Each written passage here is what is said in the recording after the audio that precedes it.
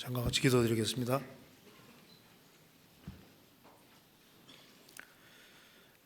저희를 사랑하시는 하나님 아버지, 오늘도 저희들을 한자리에 불러 모아주시고 하나님의 말씀으로 교훈받게 해주신 것을 감사합니다. 하나님의 말씀으로 우리의 영혼을 환하게 비춰주시고 우리의 마음을 깨워주시고 오직 주님만 의지하고 생을 살 수 있도록 도와주옵소서. 또 국내와 해외에 더욱 활발하게 복음이 전해질 수 있도록 더욱 역사해 주시고 우리 모두를 귀하게 사용해 주옵소서.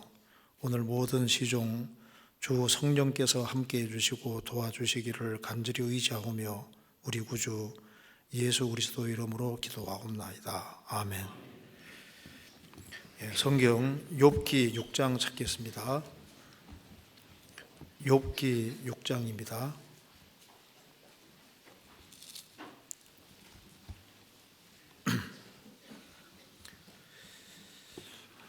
6장 14절입니다. 6장 14절.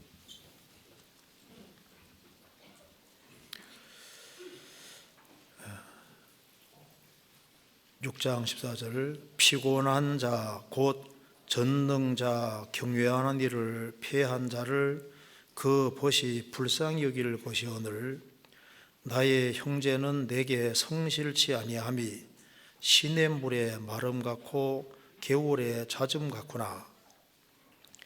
얼음이 녹으면 물이 검어지며 눈이 그 속에 감추었을지라도 따뜻하면 마르고 더우면 그 자리에서 아주 없어지나니 때를 지은 객들이 시냇가로 다니다가 돌이켜 광야로 가서 죽고 대마의 떼들이 그것을 바라보고 서바의 행인들도 그것을 사모하다가 거기에 와서는 바라던 것을 부끄리고 낙심하느니라. 거기까지입니다. 오늘 욥기 6장 15절 말씀을 같이 좀 생각을 해보도록 하겠습니다. 지금 욥기 6장은 욥이 그 당대 하나님을 가장 잘 섬기는 대표적인 사람이었지만은 자기도 정말 예상도 못한 일이 이제 벌어지게 됩니다. 그 당대 최고 재산이 많은 사람 욥이라고 할 수 있는데 욥 전 재산이 다 날아가 버렸습니다. 그리고 자녀가 10명이 있었는데 10명의 자녀가 다 죽고 또 몸 전체가 병든 아주 비참한 상황 속에 있었고 이것이 이제 오랫동안 지속이 됐습니다. 그래서 욥은 큰 공공 중에 있는데 세 친구가 찾아온 거예요. 세 친구가 와서 욥이 이제 큰 어려움을 당하니까 좀 위로해주고 용기를 주면 좋은데 욥을 계속적으로 추궁을 했습니다. 너가 그렇게 하나님을 잘 섬긴다고 하더니만 이렇게 큰 재앙을 당했을 때는 원인이 있는 거다. 원인은 틀림없이 죄다. 너가 너무나도 엄청난 큰 죄를 지었기 때문에 이런 일들이 벌어지게 된 것이다. 자, 무슨 죄를 지었는지 얘기해봐. 이제 이런 식으로 추궁을 하는 거예요. 그래서 욥은 아니야, 난 큰 죄 지은 거 없어. 이거 죄 지어서 이렇게 당한 게 아니야. 나도 이해가 안 돼. 이렇게 하니까 새 친구들은 계속적으로 공격을 하는 겁니다. 그래서 욥은 14절에 말합니다. 피곤한 자 곧 전능자 경외하는 이를 패한 자를 그 벗이 불쌍히 여길 것이오늘. 욥이 하나님을 그렇게 잘 섬기다가 너무나도 큰 어려움에 처했으니까 새 친구가 찾아와서 욥을 불쌍히 여기고 그를 위로해주고 용기를 주면 좋은데 그렇게 하지를 못했던 겁니다.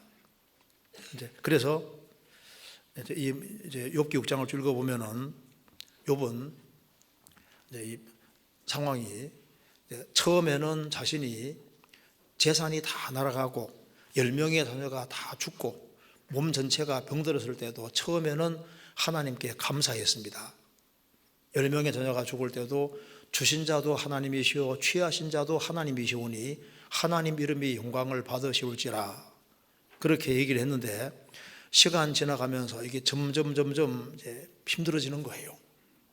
또 새 친구가 또 공격을 하니까 더 힘들어졌습니다. 그래서 욥은 이렇게 말합니다. 6장 4절에 전능자의 살이 내 몸에 박힘에 나의 영이 그 독을 마셨나니 하나님의 두려움이 나를 엄습하여 치는구나. 전능자의 화살이 내 몸에 박힘에, 처음에는 전능자의 화살이 몸에 박혔다고 했습니다. 재산 다 날아가고 10명의 자녀가 죽고 몸 전체가 아주 깊은 병이 들었으니까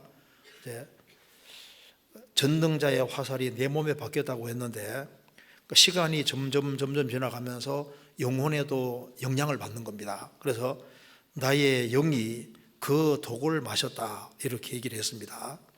그래서 영혼이 이제 독을 마셨다고 했으니까 힘이 점점 없어지는 거예요. 이제 씩씩하던 욥이 시간 지나가면서 영혼의 큰 고통을 느끼고 있는 겁니다. 그래서 이제 더 이상 견디기 어려운 상태가 되어가는 겁니다. 욥기 7장 보겠습니다. 7장 3절에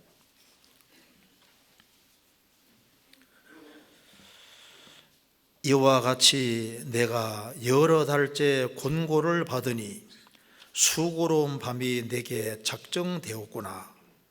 내가 누울 때면 말하기를 언제나 일어날고 언제나 밤이 갈고 하며 새벽같이 이리 뒤척 저리 뒤척 하는구나.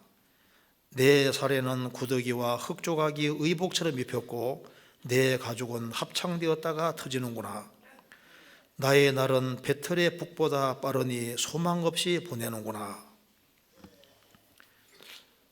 이번 이제 이런 재앙을 당한 지 이제 여러 달이 됐습니다. 여러 달째 공고를 받으니 수고로운 밤이 작정되었구나. 너무 고통스러우니까 잠이 안 오는 거예요. 내가 누울 때면 말하기를 언제나 일어날고 언제나 밤이 갈고 하며 새벽같이 이리 뒤척 하는구나. 그리고 이제 몸 전체가 아주 너무 고통스럽게 병이 들었는데 내 살에는 구더기와 흙조각이 의복처럼 입혔고, 그러면 구더기들이 막 기어다니는 그런 아주 비참한 상황인 겁니다. 내 가죽은 합창되었다가 터지는구나. 나의 날은 배틀의 북보다 빠르니 소망 없이 보내는구나. 그전에는 주님 위해서 열심히 일도 하고 많은 일을 했는데 너무 고통스러우니까 아무 일도 하는 게 없이 그냥 세월만 보냈는데 너무너무 빨리빨리 소망 없이 의미 없이 시간이 지나간다고 욥이 얘기를 했습니다. 그래서 욥은 말합니다. 내가 인내심이 참 좋은 사람이라 할 수 있는데 지금은 너무너무 힘드니까 더 이상 못 참겠다고 말하고 있습니다. 이게 6장 12절을 같이 한번 읽어보겠습니다. 6장 12절. 나의 기력이 어찌 도리어 기력이겠느냐. 나의 살이 어찌 노쇠이겠느냐. 나의 기력이 어찌 돌의 기력이겠느냐. 욥은 신앙심도 좋고 인내심도 아주 좋은 사람이지만은 이게 이제 너무 길게 지속이 되니까 내가 기력과 힘이 돌같이 그런 단단한 그런 기력이겠느냐. 나의 살이 막 합장됐다 터지고 구더기가 막 이제 돌아다니고 하니까 나의 살이 어찌 노쇠겠느냐. 이런 아주 비참한 상황이 있는 겁니다.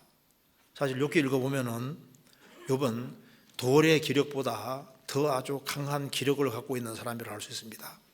끝까지 그래도 자기 신앙을 지키잖아요. 성경 속에 정말 인내심이 좋은 사람이 많이 나오는데 그 중에 하나가 그 창세기 5장의 에녹은 65세에 무드셀라를 낳습니다.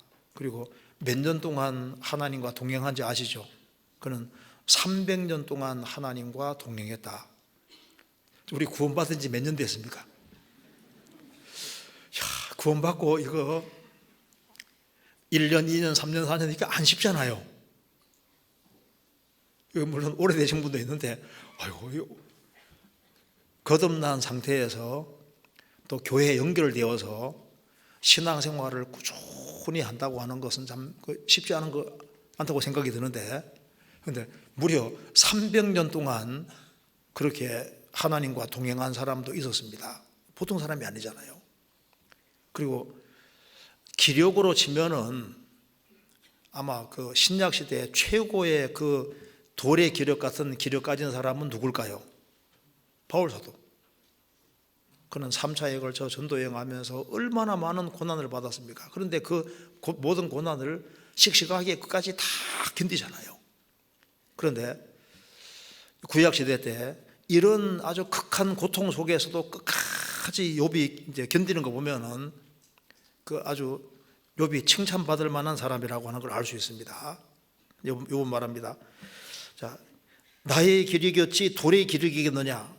나의 설이 어찌 노새겠느냐? 너무 아주 심각한 어려움 속에 있는 겁니다. 그러니까 이제 욥은 이런 어려운 상황에 있으니까 고민이 될 거 아니에요. 도대체 왜 이런 일이 있을까? 여기에 대한 해답을 얻고 싶은 겁니다. 그런데 세 친구가 왔는데 하나도 대답이 안 되는 거예요. 여기 6장 보시겠습니다. 6장 5절에 들나귀가 풀이 있으면 어찌 울겠으며 소가 꼴이 있으면 어찌 울겠느냐? 싱거운 것이 속임없이 먹히겠느냐? 닭이 알 흰자위가 맛이 있겠느냐? 들나귀가 배가 고플 때, 들나귀가 울어젖힐 때 풀이 있으면 어찌 울겠느냐? 배고픈 들나귀에는 풀이 필요한 겁니다. 소가 꼴이 있으면 어찌 울겠느냐? 배고플 때 소가 울 때 꼴 갖다 주면 문제가 해결되잖아요. 싱거운 것이 소금 없이 먹히겠느냐? 싱거운 거 먹을 때는 소금 있으면 되잖아요. 소금 없이, 닭이 알 흰자위가 소금 없이 맛있겠느냐? 소금 없어도 먹는 사람이 있던데 닭이 알 흰자위가 소금 없이 맛있겠느냐? 근데 흰자위 먹을 때 그래도 소금 뿌리고 먹으면 맛이잖아요. 이번 이게 왜 이 말을 하냐면은 들나귀에게 풀이 필요하고 소에게 꼴이 필요한 것처럼 싱거운 곳에는 소금이 있어야 되는 것처럼 이런 큰 고통이 있는데 여기에 대한 해답을 얻고 싶은 거예요. 그런데 새 친구가 딱 찾아온 겁니다. 찾아왔는데 그 전에 이 새 친구하고 대화하면서 새 친구들 속에서는 물이 좀 많이 나왔던 것 같아요. 이제 욥이 조금 더 우선권 가지고 있었겠지만 욥이 더 많은 걸 알고 있는 사람이니까 교제하는 가운데 새 친구와 교제하는 가운데 거기서 주거니 받거니 하면서 위로를 많이 좀 받았던 것 같아요. 새 친구가 마침내 왔는데 하나도 위로가 안 되는 겁니다. 그래서 욥은 이렇게 말합니다. 25절에 6장 25절에 옳은 말은 어찌 그리 유력한지 그렇지만 너희의 책망은 무엇을 책망하면요 너희가 말을 책망하려느냐 소망이 끊어진 자의 말은 바람 같으니라. 자, 옳은 말은 어찌 그리 유력한지 경우에 합당한 말 옳은 말은 심이 있는데 그렇지만 너희의 책망은 무엇을 책망하면요 너희들이 나를 이제 공격하고 있는데 지금 잘못된 관역을 맞추고 있다는 겁니다. 그건 전혀 나하고는 해당이 안 되는 얘기다. 그렇게 말하고 있는 겁니다. 그리고 너희가 말을 책망하려느냐 내가 한 말을 책망하려느냐 소망이 끊어진 자의 말은 바람 같으니라. 자, 소망이 끊어진 상태에서 나오는 말은 바람처럼 흘러버린 말이 아니냐. 내가 너무 힘들어서 내 생일도 저주하고 차라리 안 태어났으면 좋겠다 이런 말도 하는데 내가 말한 것을 꼬투리 잡아서 그렇게 나를 대적하느냐? 너무너무 힘든 상황 속에서 정말 죽게 된 그런 상황 속에서 나오는 말은 푸념조로 나오는 말로 생각을 하고 이거 바람처럼 날려버릴 말이지 왜 그걸 붙잡아서 그렇게 물고 늘어지느냐? 이제 그렇게 욥이 이제 말하고 있는 겁니다. 그래서 욥은 말합니다. 너희들은 내게 지금 어떤 상태인 줄 아느냐? 너희에게서는 지금 물이 하나도 안 나온다 그렇게 말하고 있는 겁니다. 또 보시겠습니다. 14절입니다. 피곤한 자 곧 전능자 경외하는 이를 피한 자를 그 벗이 불쌍히 여길 것이오늘 나의 형제는 내게 성실치 아니함이 시냇물의 마름 같고 겨울의 잦음 같구나. 그 전이나 그 이후나 항상 똑같아야 되는데 너희들은 그 전의 너희와 지금의 너희는 너무 다르다. 내가 잘 나갈 때 내가 주님을 잘 섬기고 그리고 이제 만사형통하고 그 당대 재산도 제일 많고 자녀도 많이 키우고 그리고 이제 아주 건강하고 모든 상황이 좋을 때는 그때는 그때 나를 대한 모습과 지금 내가 이렇게 비참한 상황 속에 있을 때 나를 대하는 것이 똑같지 않지 않느냐. 그래서 여기 나의 형제는 내게 성실치 아니하다. 이렇게 나의 형제라고 했습니다. 그러니까 정말 형제처럼 가까이 지냈던 것 같아요. 그 친구이자 형제처럼 가까이 지냈습니다. 그런데 내게 성실치 아니하다. 그러니까 왜 달라졌냐 그 말입니다. 내가 잘 나갈 때는 그렇게 나에게 잘해주는 것처럼 보이더니만 지금 이렇게 어렵게 됐을 때 왜 마음 태도가 달라졌느냐. 그전에는 내 말을 잘 믿어주더니만 내가 이렇게 어려운 상황에 처해 있으니까 왜 내 말을 못 믿는 거냐. 그래서 나의 형제는 내게 성실치 아니함이 시냇물의 마름 같고 겨울의 잦음 같구나. 여기에 시냇물이 와디 쪽이라고 와디 같은 거라고 하는데요. 이제 중동에는 이렇게 비가 올 때 한꺼번에 샥 많이 오면은 이제 갑자기 이제 물이 많아져서 시내처럼 흘러가는 겁니다. 흘러가는데 이스라엘 땅은 비가 오면은 땅 속에 속 들어가는 땅이잖아요. 그러니까 비가 올 때는 물이 샥 흘렀는데 조금 지나가면 땅 속에 다 깔아 없어져 버리는 거예요. 그래서 나의 형제는 시냇물이 마름 같고 그리고 와디처럼 물이 잠깐 흘렀다가 싹 없어지는 이제 그런 가늘천이다. 가늘 시내처럼 시내 같고 그래서 그전에는 물이 샥 흐르는 그런 시냇물이었는데 지금은 잠시 후에 싹 꺼져버린 것처럼 왜 너희들에겐 물이 하나도 없냐. 그 말하는 겁니다. 겨울의 잦음 같구나. 요번 지금 막 영혼에 큰 갈증이 있는 거예요. 갈증이. 영혼 문제를 해결하고 싶은 겁니다. 문제에 대한 해답을 알고 싶은데 새 친구는 전혀 도움이 안 되기 때문에 너희들은 시냇물이 바짝 마른 와디처럼 잠깐 흐르다가 바짝 마른 그런 상태다. 그리고 겨울물에 잦음 같아. 이렇게 이제 말을 하고 있는 겁니다. 16절. 얼음이 녹으면 물이 검어지며 눈이 그 속에 감추었을지라도 따뜻하면 마르고 더우면 그 자리에서 아주 없어지나니.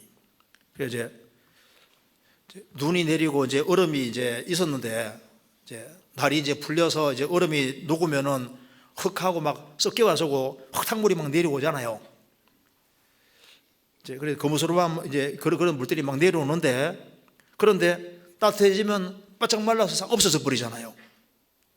그것처럼 너희들은 물이 잠깐 흐르는 것처럼 보였는데 내게는 지금 바짝 말라서 나를 해갈시켜 줄 것은 아무것도 없다. 지금 그렇게 말하는 겁니다.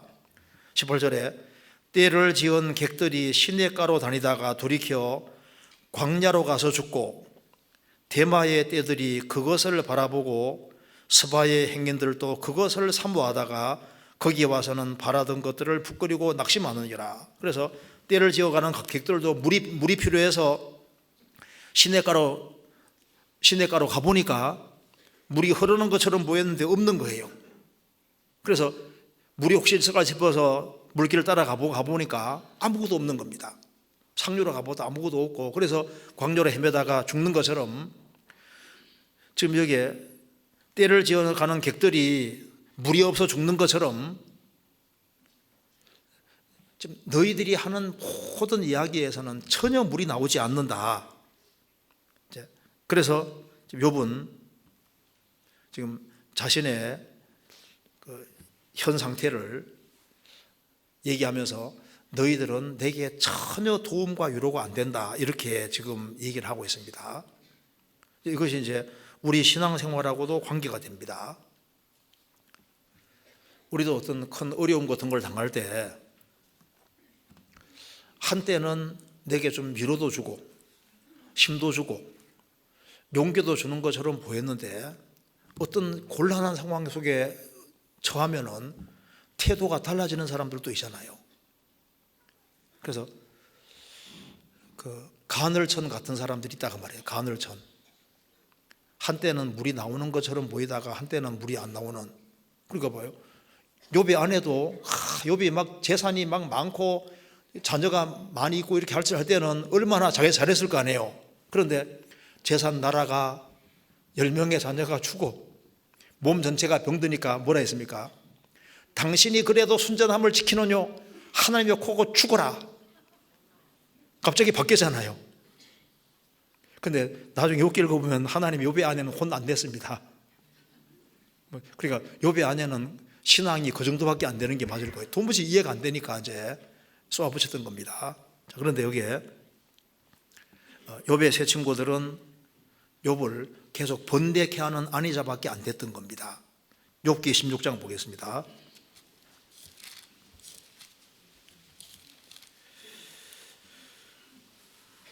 16장 2절.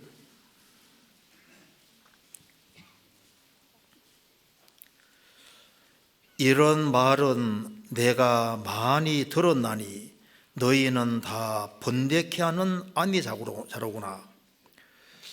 욥의 세 친구가 하는 말을 하니 이런 말 내가 많이 들었는데 너희는 다 번뇌케 하는 안위자로구나. 나를 위로하러 왔는데 계속 번뇌만 불러일으키는 진정한 위로를 줄 수 없는 그런 사람이라는 걸 얘기했습니다. 우리가 이걸 보면은 좀 생각해야 될 것이 있습니다. 이 그리스도인이 이제 고통 같은 것을 당할 때 그리스도인들도 어딘가 위로를 받고 싶어 하는 마음이 있잖아요. 그런데 사람이 위로해 주는 것은 아주 제한적인 겁니다. 욥이 당하는 고통을 정말 위로해 주고 그 영혼을 해갈시켜 주는 분은 주님밖에 없는 거예요. 그래서 이 욥의 세 친구들은 와디같이 잠깐 물이 흘렀다가 간헐적으로 흘렀다가 또 바짝 마르고 흘렀다가 마르는 그런 종류의 시내라면은 주님은 항상 흐르는 시내와 같잖아요. 주님은 주님께로 직행하면은 모든 문제가 풀릴 수 있는데 사람들은 일단은 어려운 문제가 주어지면 주님께로 직행하는 것이 아니라 다른 쪽에서 먼저 위로 얻으려는 경우가 많이 있습니다. 그렇잖아요. 그런데 우리가 주변에 그 어떤 것도 내게 진정한 위로 줄 수 있는 것은 아닌 겁니다. 이 세상의 어떤 것도 우리를 진정으로 해갈시킬 수 없습니다. 예수님 말씀하시기를 이 물을 먹는 자마다 다시 목마를 것이다. 내가 주는 물을 먹는 자는 영원히 목마르지 아니하리니 속에서 영생하도록 솟아나는 생물이 되리라. 이 물을 먹는 자마다 다시 목마를 것이다. 이 세상에 무엇을 추구해도 진정한 만족을 못 줄 것이다. 그래서 내가 주는 물을 먹어야 된다. 그게 바로 이제 성령 가르쳐 말씀하신 거라 했습니다. 그러니까 영혼을 진정으로 해결시킬 분은 주님밖에 없는 거예요. 그래서 여기에 일단 욥의 세 친구도 욥에게 진정한 위로를 주지 못했습니다. 우리도 이제 어떤 어려운 걸 당하면은 세상 친구들, 세상 사람들, 그런 사람들에게서 위로받으려고 할지 몰라도 세상 사람들은 우리에게 진정한 위로 주지 못할 겁니다. 성경 한번 찾아보시겠습니다. 잠언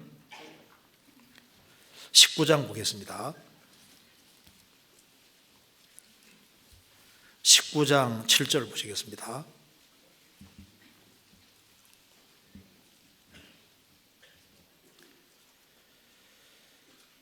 7절 가난한 자는 그 형제들에게도 미움을 받거든 하물며 친구야 그를 멀리하지 아니하겠느냐. 따라가며 말하려 할지라도 그들은 없어졌으리라. 자, 내가 너무너무 힘들어지면은, 너무 가난하게 되면은 그 형제들의 친형제들에게도 미움을 받겠거든. 너무 가난하면 친형제도 미워한다 그 말입니다. 하물며 친구야 그를 멀리하지 아니하겠느냐.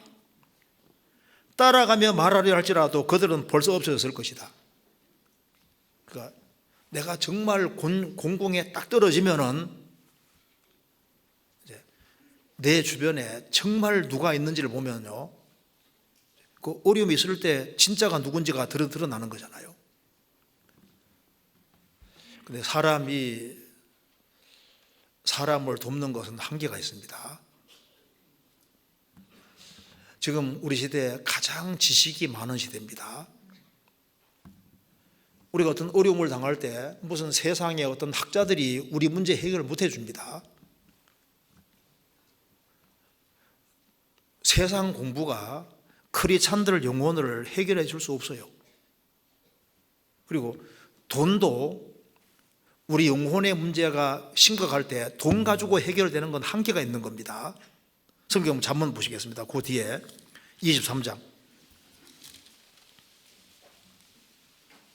4절 부자 되기에 쓰지 말고 내 사사로운 지혜를 버릴지어다. 내가 어찌 허무한 것에 주목하겠느냐. 정령이 재물은 날개를 내어 하늘에 나는 독수리처럼 날아가리라. 성실하게 사는 건 좋지만은 부자 되기에 애쓰지 마라. 그리고 부자 되려고 하다 보면은 사사로운 지혜가 생기고 이게 마귀에게 꾀임 빠지기도 쉬워요.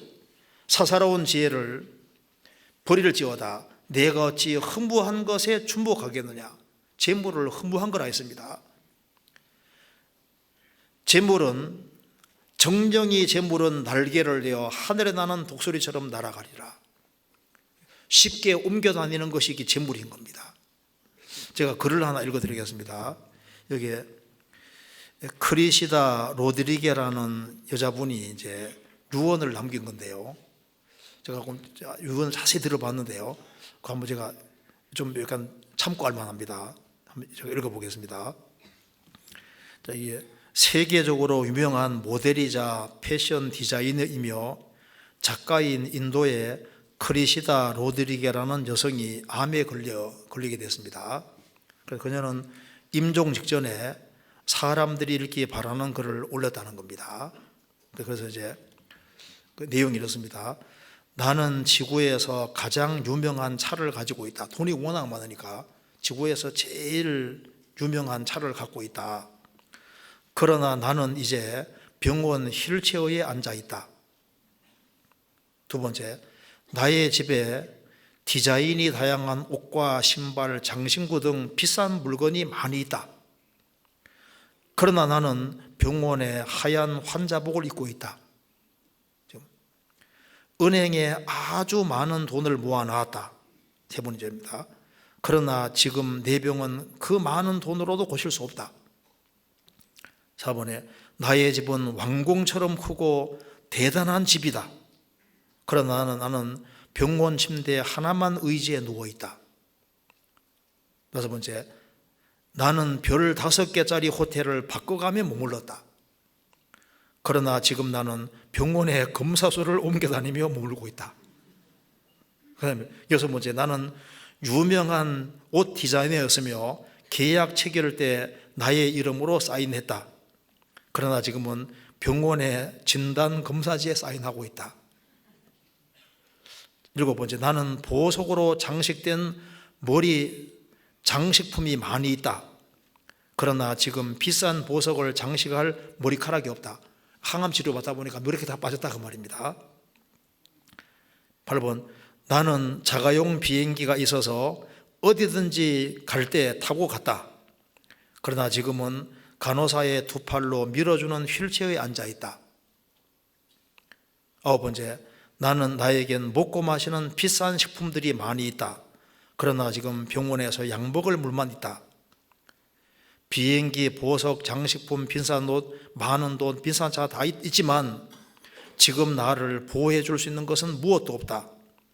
오직 드리고 싶은 말은 사람이 살아갈 때 다른 사람들에게 이익이 되게 기원하고 타인을 돕는 것, 이것이 가장 중요하다. 구원받아야 된다고 말하면 좋은데 그건 일단 빼놓고 이분이 생각할 때 많이 가지고 있었는데 암 걸리고 죽음 앞에 서니까 아무것도 아니더라 그 말입니다. 그러니까 이웃을 위해 살아야 되고 한다고 얘기를 했는데, 우리 생은 너무 짧다. 이 한 생에 비싼 물건들은 중요치 않다. 이거 이제 암 걸려 죽음 앞에서 이걸 깨우치는 거예요. 가장 중요한 것은 이게 타인의 행복을 위해서 도움을 주는 거다. 이제 이렇게 말하고서 이제 죽었다고 하는데요. 그러니까 이제 사람들은 이 돈이면 뭐든지 해결해 줄 줄 아는데 돈이 필요하지만은 인생의 근본적인 문제는 풀어주지 못하잖아요. 우리가 이제 뭔가 마음에 어떤 그 어려움이 있을 때 위안을 얻기 위해서 이것저것 다 추구해 봅니다. 그런데 욥의 마음을 위로해 줄 수 있는 건 아무것도 없었던 거예요. 근데 욥의 아내도 욥을 위로해 줄 수 없었습니다. 욥의 새 친구도 위로해 줄 수 없었던 거예요. 그럼 누가 해결해 줄 수 있을까요? 크리스찬들은 이제 구원을 받은 사람 특징이 있습니다. 구원받은 사람은 세상 것으로 만족할지 몰라도 구원을 받은 사람은 영혼이 살아났기 때문에 영적인 갈망이라는 것이 있습니다. 그래서 하나님이 아니면 절대 채워지지 않는 것이 있는 거예요. 자, 욥이 어려운 상황이 있는데 여기에 대한 해답은 딱 하나님이 가지고 계셨습니다. 그래서 나귀에게는 들나귀에게는 풀이 필요하고 소래에게는 꼴이 있으면 해결됩니다. 싱거운 것은 소금이 있으면 해결되는 거지 않습니까? 지금 영적인 아주 큰 문제가 있는데 욥의 새 친구가 해결해 주지 못했는데 나중에 주님이 나타나셨을 때 욥은 마음에 아주 완전히 해갈이 된 거예요. 욥의 새 친구 말은 죄를 범한 사람에게는 효과가 있는 말인데 욥에게는 해당되지 않는 말이었던 거예요. 그래서 나중에 이제 엘리후가 나타나서 욥의 새 친구도 책망하고 욥도 책망을 했습니다. 욥, 너는 이제 새 친구의 공격을 계속 받으면서 너는 잘못한 것이 없다고 말하면서 잘한 걸 자꾸 드러내므로써 와, 욥은 이렇게 잘했구나, 이렇게 너를 부각시킴으로써 마치 하나님이 잘못을 범한 것처럼 그렇게 생각하는 그런 뉘앙스를 풍겼으니까 그건 너 불의한 거다, 맞는 얘기잖아요. 그런데 엘리후가 말해도 욥의 마음이 위로는 안 됐던 거예요. 내가 좀 과했구나, 그것까지는 알아서도 욥의 마음은 위로는 안 되는 겁니다. 그런데 이제 하나님이 38장에 나타나십니다. 보시겠습니다. 욥기 38장.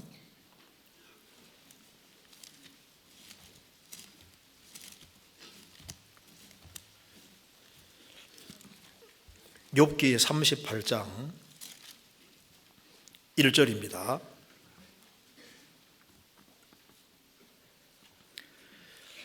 때 여호와께서 폭풍 가운데로서 욥에게 말씀하여 가라사대 무지한 말로 이치를 얻게 하는 자가 누구냐? 너는 대장부처럼 허리를 묶고 내가 네게 묻는 것을 대답할지니라. 이제 하나님이 욥에게 딱 나타나셔서 직접 말씀하십니다. 무지한 말로 이치를 얻게 하는 자가 누구냐? 자, 욥이 이런 책망을 받을 정도면요, 우리는 뭐 말할 것도 없습니다. 욥은 당대 하나님에 대해서 가장 많은 지식을 갖고 있는 사람인데 무지한 말로 이치를 얻게 하는 자가 누구냐? 욥도 하나님 봤을 때는 너무 무식한 것이 많은 겁니다. 너는 대장부처럼 허리를 묶고 내가 내게 묻는 것을 대답할지니라. 그러면서 이제 하나님이 질문을 쫙 합니다. 그 질문하는데 38장 이하의 내용을 쭉 보면은 딱 두 가지로 요약됩니다. 너 많이 안다고 했지? 너 이거 아냐? 이거 아냐? 이거 아냐? 아냐고 계속 질문합니다. 또 한 가지는 너 이거 할 수 있냐? 너 할 수 있냐? 할 수 있냐? 할 수 있냐? 그 얘기를 쭉 하는 가운데 요번 두 가지를 깨닫습니다. 하나님은 전지 모든 것을 다 하시고 모든 것을 다 할 수 있는 분이구나. 이걸 확실히 깨닫는 거예요. 그 뒤에 42장 보시겠습니다. 이걸 깨닫는 겁니다. 42장 2절 한번 같이 읽겠습니다. 주께서는 무소불능하시오며 무슨 경영이든지 못 이루실 것이 없는 줄 아오니. 이번 인생 문제가 여기서 풀린 겁니다. 주께서는 무소불능하시오며, 정말 하나님은 뭐든지 다 할 수 있는 분이구나, 이걸 깨우신 거예요. 하나님은 무엇이든지 할 수 있는 분이고, 그리고 무슨 경영이든지 못 이루실 것이 없는 줄 아오니, 하나님은 뭐든지 계획한 것은 다 성취할 수 있는 분이다. 이번 이걸 딱 깨우신 거예요. 그래서 하나님이 큰 계획을 가지고 이렇게 하셨던 것이구나. 하나님은 큰 스케일을 가지고 하나님이 작정하신 것을 이루려고 했던 거구나. 그래서 하나님은 뭐든지 할 수 있는 분이니까 내가 봤을 때 아주 극단적인 환경이고 아무도 해결할 수 없는 그런 상황이라고 할지라도 그건 내 생각이었고, 하나님은 인생 역전을 이룩할 수 있는, 언제든지 원하기만 하면은 회복시킬 수 있는 분이 확실하구나. 그걸 딱 깨우신 거예요. 그래서 문제가 딱 해결된 겁니다. 실제로 전지전능하신 분이 계셔서 인생을 주관하는 것이 맞다면은 그게 정말로 딱 믿어진다면은 많은 문제들이 해결될 수 있는 겁니다. 그렇잖아요? 욥은 하나님께서 욥에게 욥 너 왜 그렇게 어려운 거 당한 줄 아느냐 하고 뭐 자질구레하게 얘기를 안 하잖아요. 근데 그렇게 얘기하지 않고 나는 전지전능하신 분이다. 하나님은 뭐든지 할 수 있는 분이고, 그리고 하나님은 하나님이 계획한 것은 언제든지 성취할 수 있는 분이고, 상황을 언제든지 바꿀 수 있는 분이고, 무엇이든지 회복할 수 있는 그런 절대자라는 것을 확실하게 딱 깨우실 때 문제는 풀린 겁니다. 우리가 이제 어려운 문제가 있을 때 푸는 방법이 여러 가지가 있잖아요. 내가 힘들 때 나보다 더 어려움 당하는 사람을 보고서 일단 마음이 좀 빨리빨리 회복되는 사람도 있고, 그죠? 어떤 사람은 이제 순교자 열전 이런 거, 순교자 너무 힘들 때 순교 당한 사람들 막 그런 거 쫙 읽으면요, 야 나는 고생도 아니네 이렇게 해서 풀리는 경우도 있고, 뭐 이제 풀리는 경우가 여러 가지가 있잖아요. 있는데 욥은 하나님이 직접 나타나서 이 문제를 해결해 준 겁니다. 여기서 우리가 배울 수 있는 것은, 어려운 문제가 주어질 때 주변의 사람들이 내 문제를 정말 해결해 줄 거라고 생각하는 것은 그건 착각일 수도 있는 거예요. 사람 너무 기대지 않는 것이 좋은 겁니다. 여러분 너무 힘들 때 새 친구가 왔을 때 좀 위로가 될까 싶었는데 위로가 안 되잖아요. 다이렉트로 주님께로 가는 것이 제일 좋은 길이 되는 겁니다. 성경 한번 찾아보시겠습니다. 시편 42편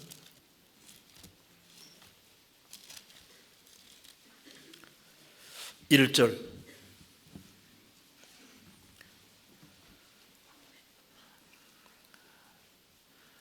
하나님이여 사슴이 시냇물을 찾기에 갈급함 같이 내 영혼이 주를 찾기에 갈급하니이다.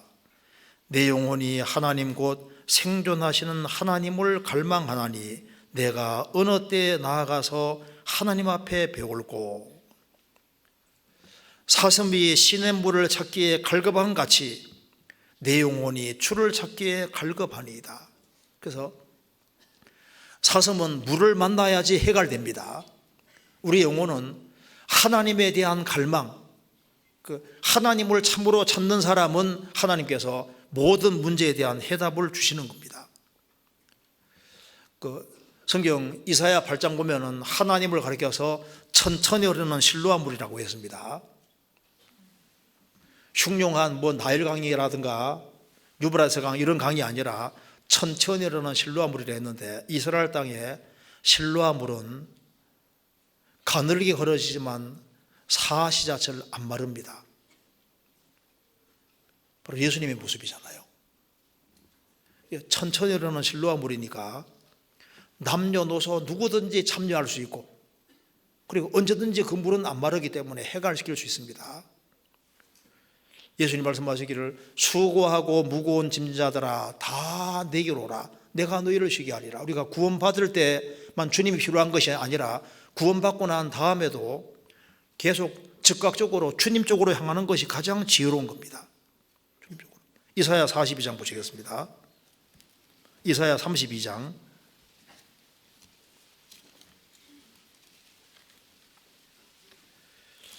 이사야 32장 2절입니다.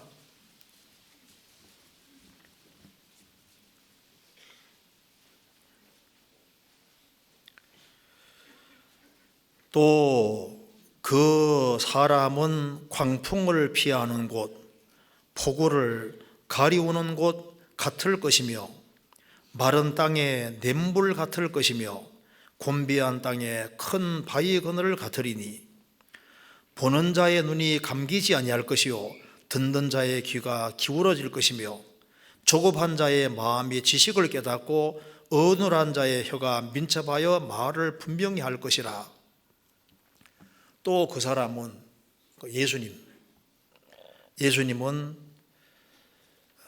광풍을 피하는 곳, 폭우를 가리우는 곳 같을 것이다.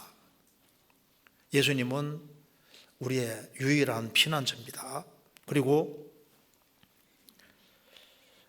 마른 땅에 냇물 같을 것이며 곤비한 땅에 큰 바위 그늘 같으리니, 햇살이 너무 강하게 내리칠 때 큰 바위 그늘에 들어가면 안식하고 쉴 수 있잖아요.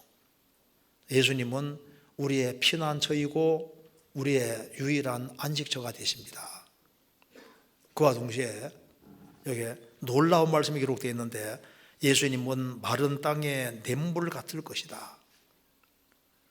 목이 가를 때 물이 있으면 해갈이 되잖아요. 예수님은 우리의 피난처이자, 그리고 우리의 피난처이자 우리의 안식처고, 우리 영혼을 유일하게 해갈시켜주는 분인 겁니다.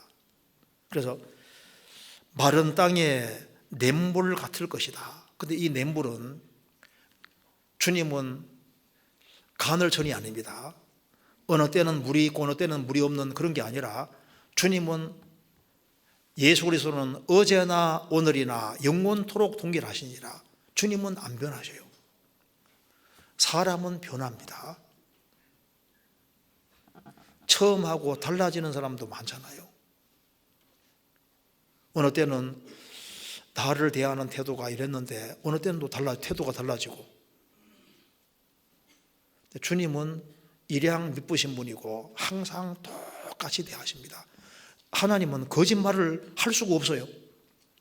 거짓말을 하실 수 없는, 히브리서 6장에 거짓말을 하실 수 없는, 하나님은 하려고 해도 거짓말을 할 수가 없어요. 내가 너희를 사랑한다 그러면 사랑하는 거예요. 내가 도와준다면 도와주는 겁니다. 성경은, 주님은 거짓말 자체가 불가능한 분인 거예요. 거짓말을 하실 수가 없다 그랬거든요. 하려고 해도 할 수가 없는 거예요. 그러니까 주님은 마른 땅에 냇물 같을 것이다. 그래서 이 주님이 주시는 물을 자꾸 먹으면 어떤 일이 벌어지냐 하면은 3절에 보는 자의 눈이 감기지 아니할 것이요 듣는 자의 귀가 기울어질 것이며, 주님이 주시는 물을 자꾸 먹으면은 눈이 점점 밝아집니다. 밝아져서 아주 멀리 볼 수 있게 만들어 주셔요. 그리고 듣는 자의 귀가 기울어질 것이며 주님이 귀를 열어서 잘 깨닫게 도와주십니다. 그러니까 이제 보게 해주시고 들리게 해주시니까 이 마음과 생각이 바꿔지게 되는 겁니다. 그래서 여기 말하기를 조급한 자의 마음이 지식을 깨닫고 어눌한 자의 혀가 민첩하여 말을 분명히 할 것이라. 사람을 주님께서 바꿔주십니다. 자, 그러면요, 이제 우리가 이제 구원받고 난 이후에 어려움이 있으면 내가 주님께 나가야 되겠다. 주님께 이제 나가는데 주님이 안 보이잖아요. 주님께 나가는데 어떻게 하는 게 주님께 나가는 것이 될까요? 말씀 앞에 나가는 게 주님께 나가는 거잖아요. 그죠? 그러니까 위로받을 때 하나님 말씀으로 위로받으려고 하는 것이 참 이게 좀 중요한 것이 됩니다. 왜? 말씀은 하나님을 대신하는 거니까. 그리고 주님이 어디 계시냐 하면은 주님은 머리시고 교회는 몸이잖아요. 주님 몸된 교회 안에 정말 강이 흐르고 있는 거예요. 강이. 성경 한번 읽겠습니다. 시편 36편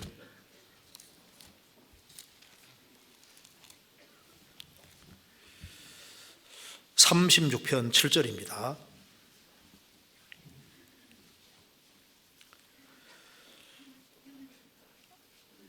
하나님이여 주의 인자하심이 어찌 그리 보배로우신지요. 인생이 주의 날개 그늘 아래 피하나이다. 저희가 주의 집에 살찐 것으로 풍족할 것이라. 주께서 주의 봉닭의 강소로 마시우리이다. 하나님이여 주의 인자하심이 어찌 그리 보배로우신지요. 인생이 주의 날개 그늘 아래 피하나이다. 저희가 주의 집에 살찐 것으로 풍족할 것이라. 주의 집 안에는 살찐 것이 있습니다. 풍성한 음식이 있고 주께서 주의 봉닭의 강소로 마시오로이다. 이 봉닭이란 말이 원래 에덴이라. 에덴. 창세기 장에 에덴이란 말과 똑같은 말입니다. 에덴이라는 뜻이 봉닭입니다. 봉닭. 그러니까 에덴의 강소로 마시오로이다. 에덴 동산에 네 강이 흘렀잖아요. 아담 하와는 에덴 동산에 흐르는 네 강의 물을 먹었습니다. 물 먹고 해갈이 되잖아요. 또 과일 먹고 해갈이 됐습니다. 출애굽하고 40년 광야에도 반석시니까 강물이 흘렀잖아요. 신약시대 주님의 집인 교회도 에덴 동산처럼 봉닭의 강이 흐르고 있는데 생수가 지금 흐르고 있는 겁니다. 구원받은 무리 가운데 생수가 흐르고 있습니다. 그래서 봉닭의 강수, 에덴의 강수로 마시우리이다. 주님 몸된 교회 안에는 실제로 강이 흐르고 있습니다. 그래서 보통 이제 막 너무 이제 아주 스트레스 받고 힘이 많이 들어서요. 막 굉장히 문제를 안고 왔습니다. 그런데 이제 교회 안에서 말씀을 쫙 배우다 보면 어떻게 됩니까? 배우다 보면 이제 성령께서 역사하시면 또 문제가 많이 해결되잖아요. 해결되고 마음의 위로가 딱 되고 용기를 얻고 또 돌아가게 되는 겁니다. 왜? 교회 안에 실제로 물이 있는 거예요. 물이. 고린도전서 12장입니다.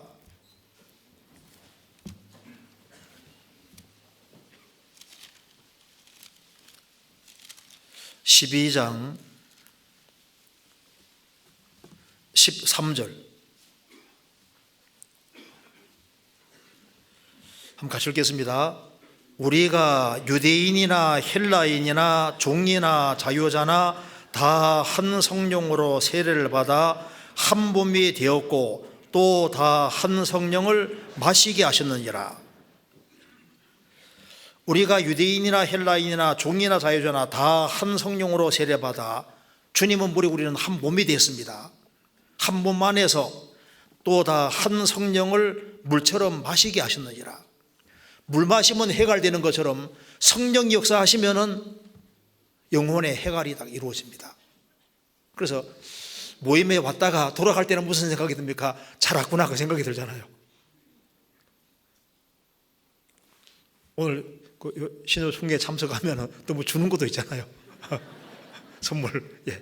어쨌든 간에 여기에 이 교회 안에는요 한 성령을 마시게 하셨느니라. 그래서 영혼을 해갈시켜 주는 건 성령인데, 그래서 주일 설교 말씀을 쭉 듣는 가운데 성령께서 역사하시면은 이상하게 마음에 딱 해갈이 되잖아요. 아가서 4장입니다. 아가서 4장. 아가서 4장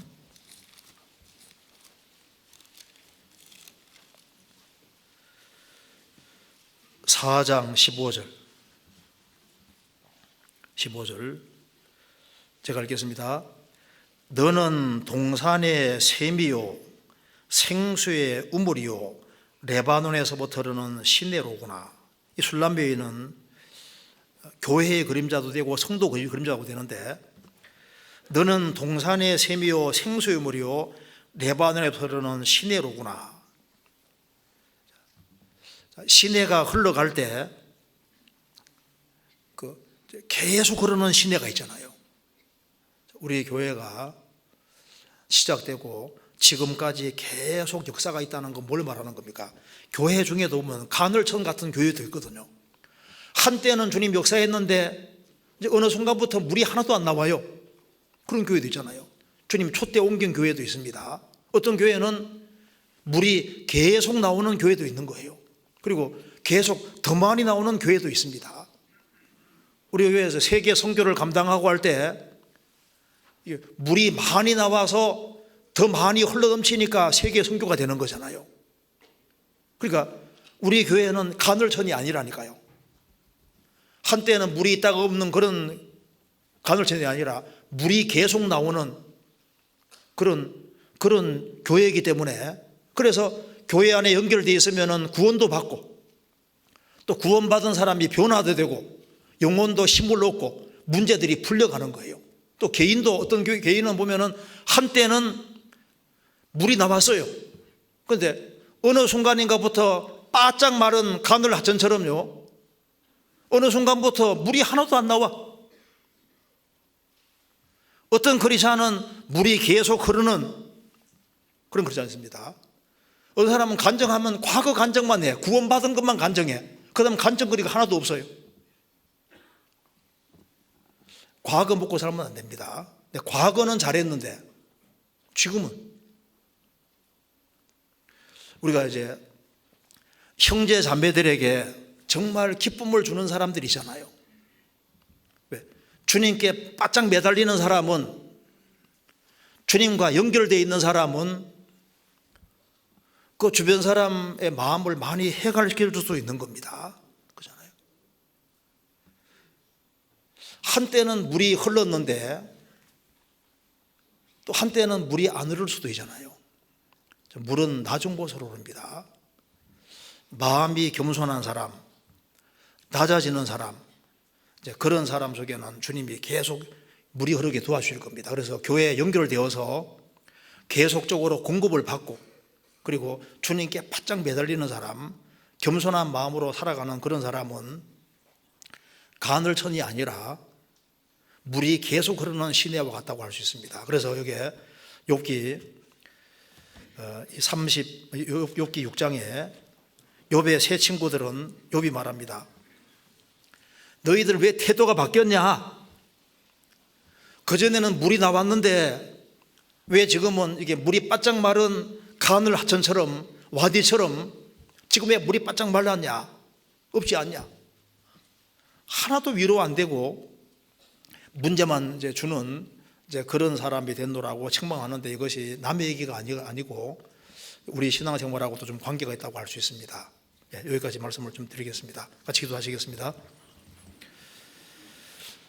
자비로우신 우리 아버지 하나님, 저희들을 주의 보배로운 피로 구원해 주신 것을 감사합니다. 주님 앞에 설 때 잘했다는 칭찬을 받을 수 있도록 도와주시고, 주님 몸된 교회 안에서 자기의 위치를 지키고 항상 낮은 마음으로 행할 수 있도록 도와주시고, 다른 사람을 주님 품으로 인도하고 또 굳건하게 세우는 삶이 될 수 있도록 역사해 주옵소서. 교회가 계획한 모든 일에 주님이 앞서 행해 주시고 주의 역사와 능력을 더욱 나타내 주옵소서. 국내와 세계 복음 전도에 저희들을 다 귀하게 쓰임받도록 역사해 주옵소서. 우리 구주 예수 그리스도 이름으로 기도하옵나이다. 아멘.